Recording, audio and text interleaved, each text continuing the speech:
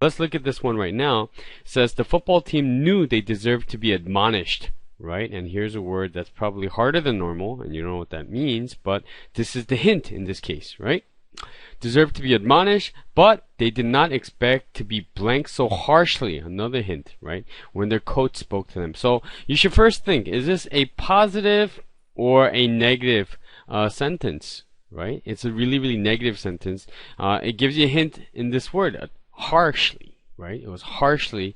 Coach spoke to him harshly. So why would the coach, speak to him harshly? Because, football team didn't do well, right? And they were admonished. And admonished, you just have to find the word out of the 5 answer choices. Something similar to this. And SAT is actually really, really good. I know a lot of people criticize the SAT saying that they, they're actually getting rid of the sentence completion section on the,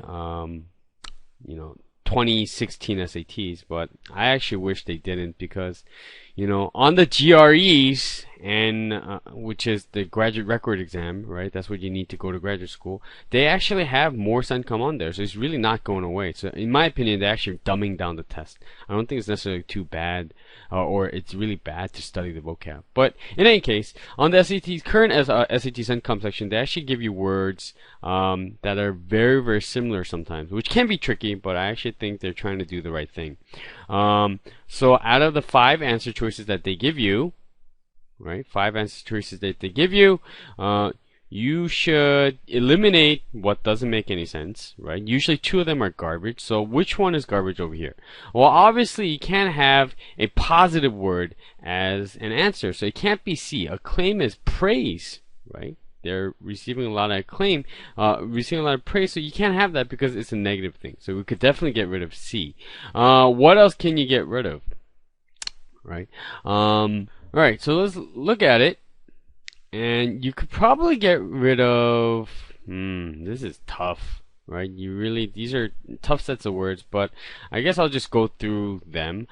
Let's look at E and Y. E should, go away. E probably doesn't work because the root culpa, right? The root culpa over here, which means what, right? And check out my lesson on roots and vocab. But culpa is root for fault, right? Right? Fault or blame. So you could probably think of a really common word like culprit, right? Who's the culprit?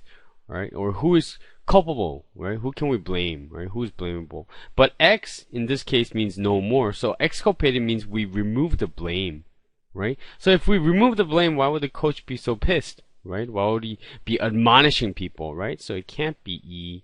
What about A and B? A and B really, really close. I mean, this one letter is changing everything. Blandish and brandish. Right? L versus R, completely different meaning.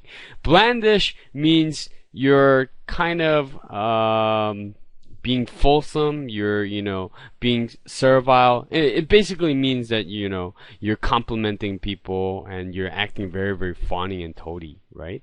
As opposed to brandish, like you're brandishing a sword, means you're waving something around, right? A sword, it could be a sword you're waving around, or it could be, let's say you want a trophy and you're brandishing a trophy in front of your friends. That's what it means. But both of them actually don't mean that. I mean, the coach will not be fawning the team if they did well or if they had done well. So it can't be A or B. So you're only left with D. The answer is D. And reprimand means to criticize.